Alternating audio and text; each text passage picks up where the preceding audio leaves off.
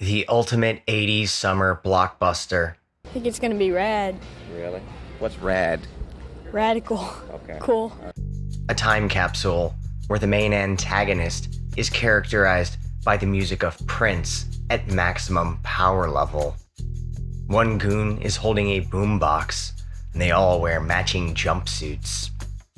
The first act set piece is a shootout in a warehouse filled with big vats of green goo, smoke pouring out of every crack. Jack Nicholson pulling levers and turning wheels like a child on a playground. Batman '89 is a live-action cartoon, a perfect match for its director Tim Burton, who called making it the worst period of his life. It was a work long in its creation, spanning the entire Reagan era from inception to release. The making of Batman was a marathon. It was not a sprint. Following positive reception to Superman in 1978, a new Batman movie was announced in 1980, with its first script by Tom Mankiewicz titled The Batman, written 3 years later. The script ended up being rewritten 9 times by 9 different writers. Tim Burton was selected to direct after his successful debut in 1985, Pee-wee's Big Adventure. The initial approach for Batman '89 was a comedic one, with Bill Murray as Batman and Eddie Murphy as Robin. Burton wanted a then unknown Willem Dafoe to play Batman. Rumors formed that he was going to play the Joker. Are we missing out on a Batman adaptation where Dafoe plays both roles? Mel Gibson, Harrison Ford, and Tom Selleck were also considered for the role of Batman. Burton liked the idea of Brad Dourif as the Joker. Robin Williams also lobbied for the part. John Lithgow auditioned but talked Burton out of casting him, which he later regretted. Tim Curry and David Bowie were other possible Jokers, though Jack Nicholson's name was on top of the list since the beginning. I mean, with Jack Nicholson in it, how can you go wrong? Especially his makeup, that's great, man. The casting of Michael Keaton upset fans because he was seen as a strictly comedic actor. Even producer Michael Uslan thought the casting had to be a joke. Burton had worked with Keaton on Beetlejuice the previous year. Not unlike Jimmy Stewart, he has an everyman quality. Keaton plays into this with his nervous energy and piercing blue eyes. A protagonist who often wears a mask in lighting with hard shadows needs to have bold, expressive eyes. A Batman '89 poster hung on the bedroom wall where I slept in my childhood home. I eventually had to take the poster down because no matter where you were in the room, it felt like Michael Keaton was staring into your soul. Opinions changed on Keaton after the trailer for the movie was released. In the days before the internet, fans allegedly paid for tickets to other movies just to watch this trailer and then leave before the movie started.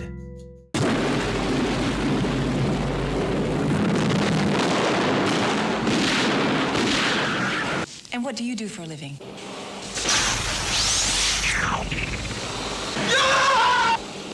Wait till they get a load of me.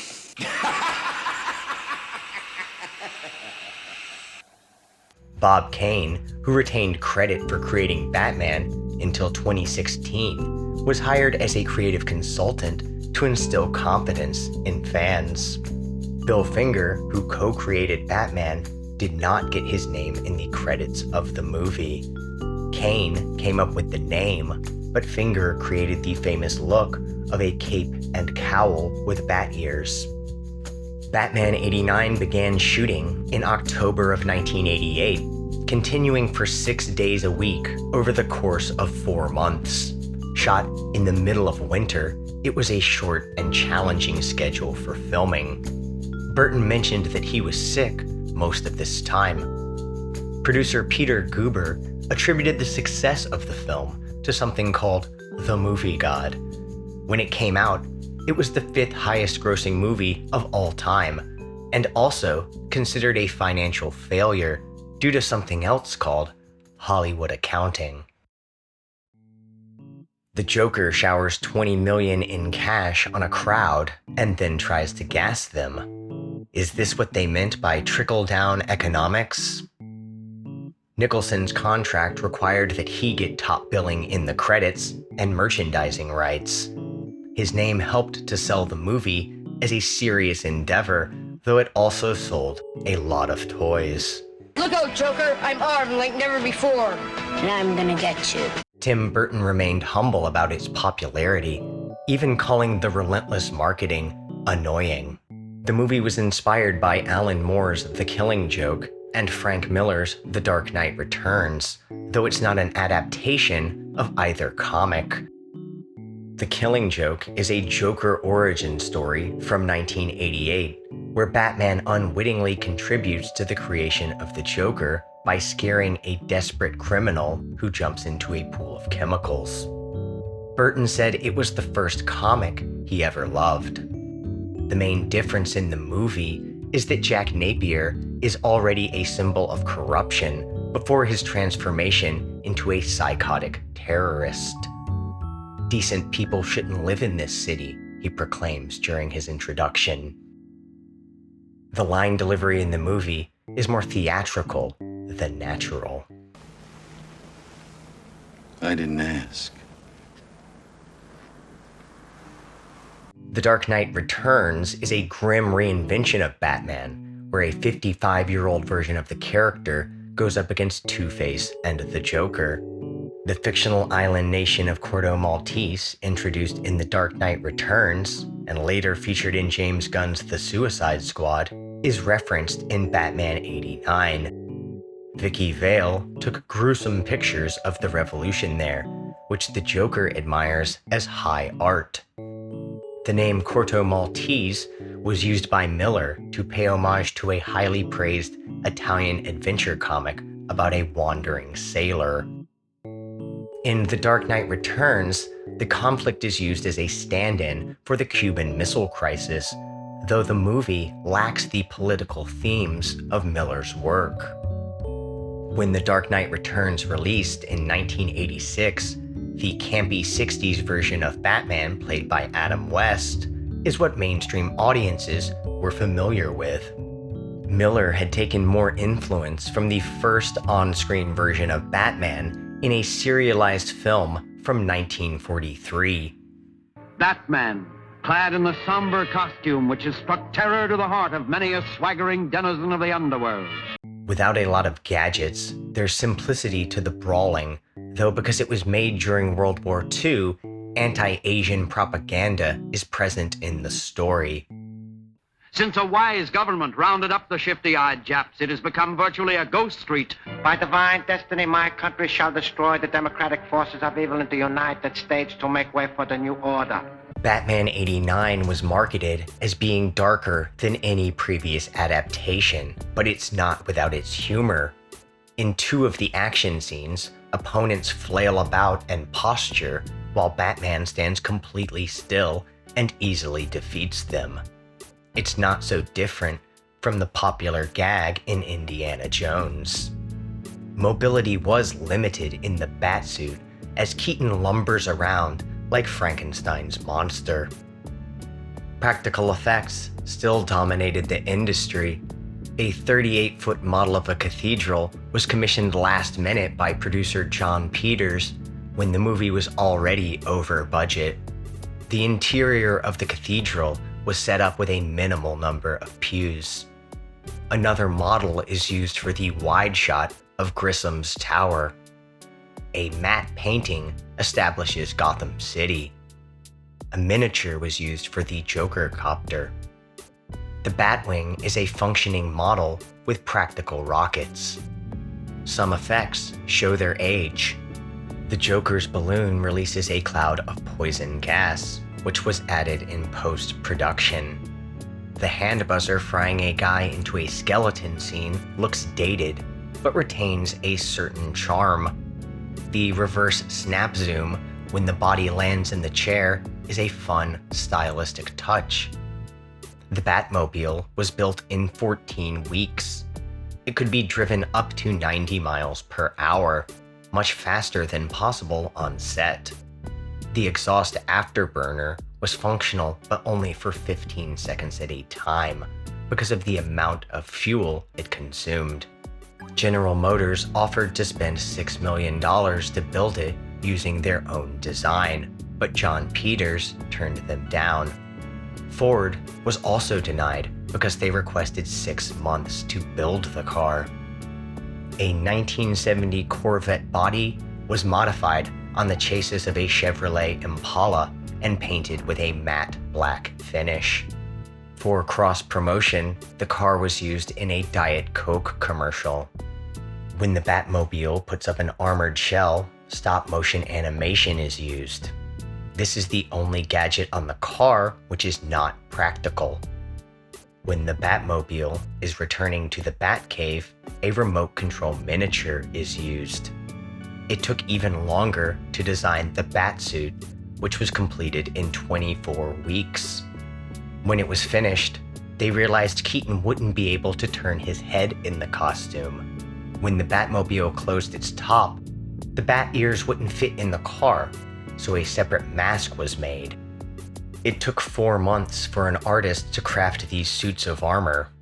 They're only used in one scene, though the Japanese style fits the Batman character, who practices martial arts and uses smoke bombs to vanish. Even though it was only a team of 12 people given a late start on making the gadgets, they all functioned well enough to be used in the film. The Batarang, spear gun, and steel gauntlet all fit onto the belt. Joker uses a boxing glove on a spring to punch a TV screen. His other props include a jack-in-the-box of dead flowers, an acid-spitting flower, a toy gun, and a real gun with a comically long barrel. The dark Gothic look, with masterful lighting and sets, won Anton Furst an Academy Award for production design. The main set was built at Pinewood Studio in England, which also housed many James Bond movies and James Cameron's Aliens. The scenes on Krypton for Superman 78 were also shot there. Burton liked working outside of Hollywood, away from all the buzz. Gotham City is treated like an alternate reality of 1980s New York, blended with the 1940s. Film noir was an inspiration for everything on screen. Mobsters in fedoras and pinstripe suits, reporters with snappy back-and-forth dialogue, a subplot with a corrupt cop named Eckhart. Robert Wool's comic relief reporter Knox was intended to be killed off. He survives the movie, but wasn't brought back for the sequel. Batman 89 takes cues from the golden age of film. After all, it was a work of German expressionism, The Man Who Laughs, which was the original influence for the Joker character. Batman corners criminals on a rooftop and spreads his wings. He's a bulletproof horror fiend. During the final act in the bell tower, there's a shot that brings Vertigo to mind. With hints of Hitchcock and Murnau, and nods to The Hunchback of Notre Dame and The Phantom of the Opera, it follows a lineage of historically important movies. Michael Gough, who plays Alfred, is most famous for his roles in Hammer horror productions, and Jack Palance, who plays Grissom, starred in a made-for-TV adaptation of Dracula in 1974. Batman 89 immediately establishes a darkly comedic tone. In order to set up how dangerous Gotham City is, a prostitute makes an advance on a young boy in front of his parents. The fate of Bruce Wayne's parents is a big reveal in the movie and is foreshadowed in this opening scene. A lost family is cornered by assailants, with a father so emasculated he doesn't even have the ability to hail a cab. It's a tease, as the origin story of the villain will be shown before the heroes. As Nicholson was the biggest star of the film, Joker is a heavy emphasis. Billy D. Williams was criminally underused as Harvey Dent. The intention was to bring his character back for a sequel, but it never happened. There's a setup for a Two-Face character, but no payoff. The tone is playful in comparison with Nolan's Dark Knight trilogy and portrayals of Batman and Joker by Robert Pattinson and Joaquin Phoenix in separate prestige works. Ledger's Joker is flat out scarier than Nicholson's, who spends a lot of time hamming it up.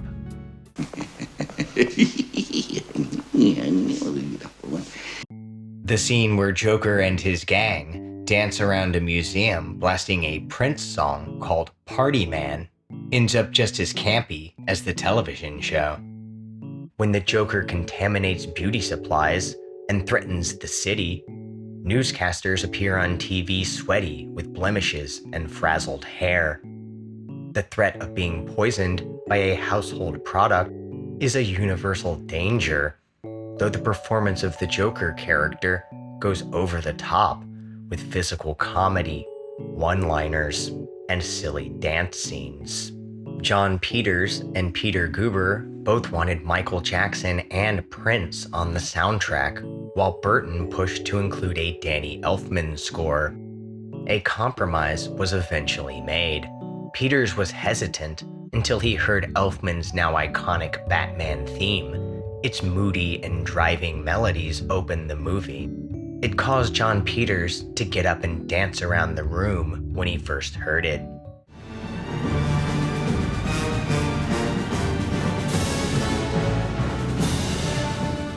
The Batman theme is suggested throughout the score, propelling the movie along with a quickly paced and edited story.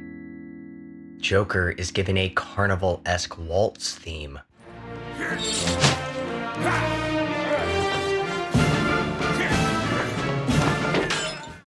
As the Batmobile enters the Batcave with Vale in the passenger seat, the soundtrack is having a full-on orgasm.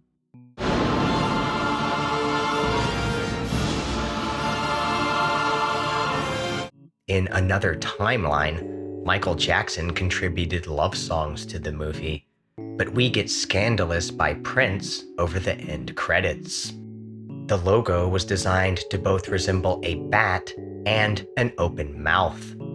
It's as though they're telling us, this isn't a movie for lonely nerds. It's the perfect date movie. And they wanted romance instead, clearly. I don't know if they were consulted on this, but they certainly have got romance in this film. In reality, the movie isn't a love story. It has an obligatory romantic subplot, but Joker's obsession with Batman is the focus, and it's Jack Nicholson's off-the-wall performance that steals the show. He's wacky in the role, like a demented Bugs Bunny. I still don't know what never rub another man's rhubarb means, but it sounds like he might also be a little homophobic. Sean Young, who was originally going to play the love interest, Vicky Vale, was involved in a horseback riding accident during pre-production and had to take an exit. She was replaced at the last minute by Kim Basinger. Young's acting career forever derailed. Vale is a journalist, like Lois Lane, though the portrayal of the character is more damsel in distress than girl boss. She's taken hostage twice by the Joker. The performance by Basinger doesn't evoke the necessary grit for a character who is supposed to be a wartime photographer. A femme fatale, like Catwoman, would have been appropriate for the film noir setting, and this opportunity was capitalized on in the sequel. Alfred's decision to let Vicky Vale into the Batcave in the screenplay was a controversial one, as he acts out of character with far less caution than one would expect. I didn't write that one either. I mean, I've been asked about it so many times. That's the one that they asked me about. It's, how could you have Alfred just let Vicky into the Batcave? Bruce Wayne has a one-night stand with Vale, and later, as Batman, brings her home to the Batcave, but not before making a joke about her weight. Batman tells Vale, "There is something else I want." He throws his cape over the camera, and an explosion of bats fade into the next morning. She wakes up to find that he has confiscated the photos she had taken. Did he drug her? This is a scene with some unsettling implications. The story is as simple as it gets. There's a madman on the loose, and Batman has to stop him. It's an earlier version of the character, where word is just starting to get out about a man dressed up like a bat. Commissioner Gordon plays less of a role here, as the bat signal isn't established until the final scene. In the original script, Gordon was an officer on the beat the night Bruce's parents were killed, but it was left out of the movie. Robin was in an early treatment, though Burton wasn't interested in adapting the character. I think almost everybody across the board just was happy no Robin. A storyboard was created, but never filmed, for a scene where Batman is on horseback chasing the Joker, merged together with Robin's origin story. The screenplay, initially written by comic book writer Sam Hamm, went through rewrites during the 1988 writers' strike. Warren Scarron, who previously co-wrote Beetlejuice, was brought in for changes, and further changes were made during filming. Burton wasn't a huge comic book fan, so breaking with canon when it came to the killer of Bruce's parents, or having him play fast and loose with his secret identity wasn't a concern. These changes to the lore in the script led Burton to receive what he called near-death threats, and he stopped attending conventions after this movie. Hamm lost control over the screenplay and thought it was flawed, though Warner Brothers refused to wait any longer. Roger Ebert called it style over substance and said it was a depressing experience, though Gene Siskel disagreed. Burton stated, "I liked parts of it, but the whole movie is mainly boring to me. It's okay, but it was more of a cultural phenomenon than a great movie." I thought it would be, it was a little corny. I thought it would be a little less corny. John Peters wanted Batman running around in a pair of Nikes as product placement. Just imagine the first reveal, where Batman encounters the thugs on the rooftop, and instead of the now famous, "I'm Batman" line, he says, "Just do it." Burton was able to guide the movie into darker, more mature territory. It's a mythological story of twin, socially awkward misfits, one representing chaos, the other justice. Pat Hingle, the actor who played Jim Gordon, gave his impression of Tim Burton as some kind of alien misfit genius, which is how Burton imagines his version of Batman. He's introduced from an extreme distance in a bird's eye silhouette, which appears to be animated. Not every version of Batman has to include a rule to never kill, but it does give him a code of honor. When Batman blows up a factory full of underlings, it's because the movie needs to kick off the final act with a big explosion, not because the hero is morally justified. This follows a discussion between Vicky Vale and Bruce Wayne about their relationship. The sexual tension resolved with a series of explosions. Keaton's Batman is perhaps the most psychotic on-screen version of the character, not only because he does kill a fair amount of people in the movie, but because of the tension boiling under the surface while he wears the mask of Bruce Wayne. He becomes unhinged imitating the Joker in order to scare him off, telling him, "Let's get nuts," which is also a lyric from Prince's Let's Get Crazy. Wayne is a narcissist. Knox refers to him as Bruce Wayne, while Vale jokes that he must be the most worthless guy in America. He sits at a Citizen Kane-style long dinner table, displaying his isolation from humanity. A punchline is provided when they decide to eat in another room. Vale and Knox are being recorded by a hidden camera on the other side of a large mirror, pulling the viewer into Bruce's psychological state. He throws a party at his home, only to sit in a hidden room watching his guests on a series of security cameras. Wayne struggles to imagine the daily routine of an average person. Let's just say there's something really strange about a middle-aged man who needs a butler to find his socks. Pride plays into the Joker character as he vandalizes art and quotes Edgar Allan Poe. He wants his face on the $1 bill and describes Knox as having a bad tie and no style. The Joker is introduced looking in the mirror, offended when his girlfriend brings attention to it, and he loses his mind looking into his reflection. Batman and the Joker are portrayed not only as adversaries, but mirror characters. Vanity is embedded into the frame, as the mentally fragmented Joker persona is splintered visually across television screens. The Joker is a reactionary, a response to Batman's will. He is who Batman could become under a different set of circumstances. The Joker hijacks the media simply for notoriety, and his god complex is exacerbated by the constant coverage of Batman.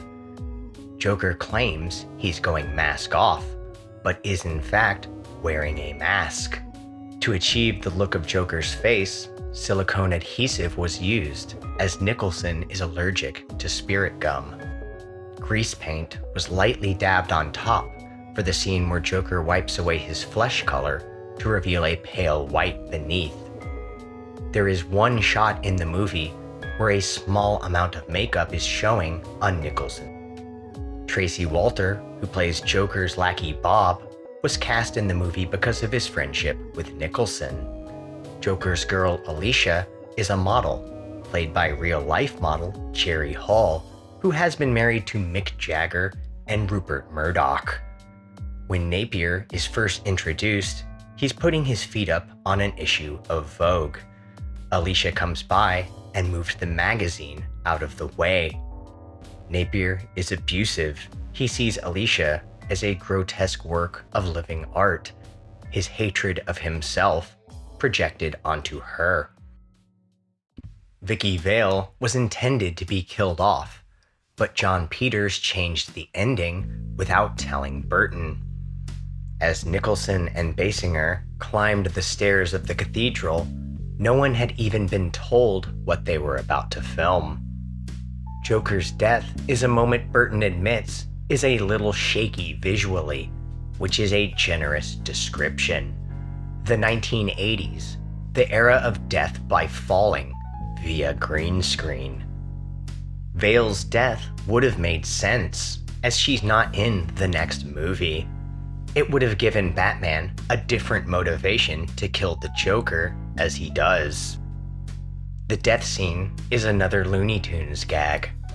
Joker holds onto a ladder, supporting a gargoyle tied to his leg for longer than humanly possible, ending with one final joke, a posthumous pre-recorded laugh.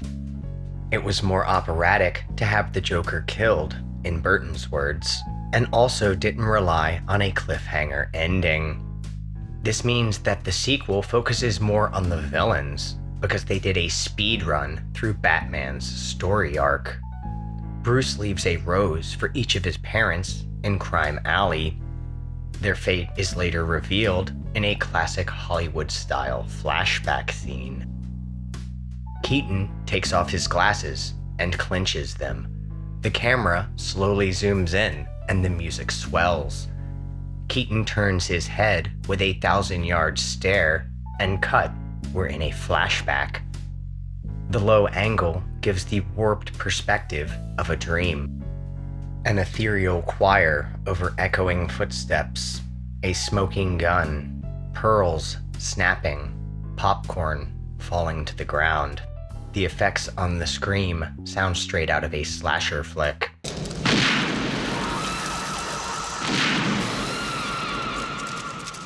The decision to reveal Joker as the one who killed Bruce's parents, rather than a random criminal named Joe Chill, puts the movie in its own universe. Bruce makes this realization when the Joker asks him if he's ever danced with the devil in the pale moonlight, which he remembers from his childhood. It's arguably the movie's most well-known line, as Batman confronts his shadow self. Joker claims to always ask this of his prey, yet before he shot Eckhart, he instead told him to think about the future. With the irony of a Greek tragedy, Batman creates the Joker, and the Joker creates Batman, though the personal vendetta is quickly resolved. In The Dark Knight Returns, Joker kills himself, framing Batman for the act, causing the city to turn on him, though in Batman 89, killing the Joker is what gains Batman the respect of the masses. The sense of morality here is questionable. Joker's death was in Hamm's original draft, but it was only after revisions that he was made into the killer of Thomas and Martha Wayne. Scarin's fifth draft punched up the dialogue, but the broad strokes of the movie are from Hamm's original script, with the main exception being an introduction to Robin in a chase scene before the final act. Joker also crashes Wall Street before the parade. Despite all of the work to create the Batmobile, the chase in the actual movie takes up very little screen time. Neither script contains the "I'm Batman" line. In Hamm's version, he says, "Tell all your friends," and in Scarin's he adds, "I am the Knight." Both screenplays contain a scene never shot, where Vicky Vale is the photographer for the models who are poisoned by the Joker. This scene would have tied Vale into the story thread about an attack on the cosmetics industry. Alicia is killed because she betrays the Joker by sending a warning to Vale, though this was omitted from Scarin's version. Vicky Vale and Alicia have more agency in Hamm's first draft than what ended up on screen. Vale defends herself from the Joker by photographing him. The dream scene of Wayne's traumatic childhood event also ends with Vale snapping a photograph, one that feels exploitative to Bruce because he is allowing himself to become vulnerable. Roger Ebert criticized the scene where Vale visits the Batcave because her reaction is non-existent. In the first draft, it's more obvious that Knox and Vale have discovered that Bruce Wayne is Batman, because he is the only one who would be able to afford such high-tech weaponry.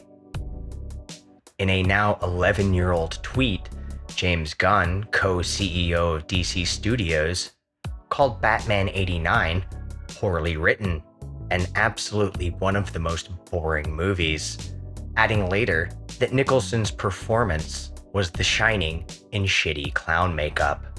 In a contrarian series of tweets, Gunn also stated that he didn't think Nolan's The Dark Knight was a classic.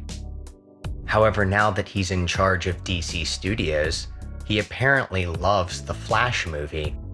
Moves directly into The Flash, a fantastic movie that I really love.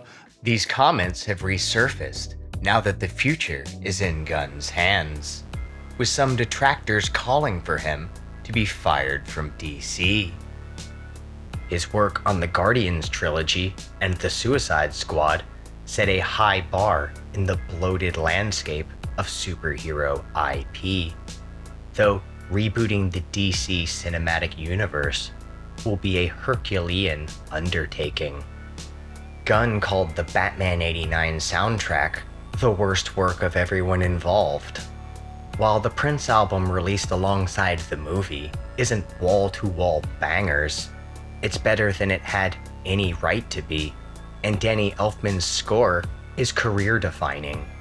The rest of Gunn's criticisms are common among fans. Batman can't move his neck. Joker killed Batman's parents. Burton was given more creative control on Batman Returns, though it underperformed at the box office. Both he and Keaton soon departed from the franchise. The popularity of Batman '89 meant that Warner Brothers would become primarily interested in merchandising.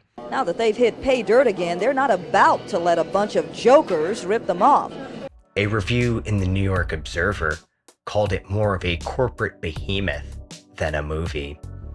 When the Batwing silhouettes the moon, it's a moment of self-referential branding and an applause line, leaving behind a legacy greater than what was captured on film, spawning Batman, the animated series, one of the most critically acclaimed comic book shows of all time, and Batman for the NES, one of the best games on the system. Batman '89 is far from the most accurate portrayal of the character, but it remains an accomplishment, a major step towards legitimizing superhero storytelling on the big screen. And it's still one of Tim Burton's best, whether he would agree or not. I like bats.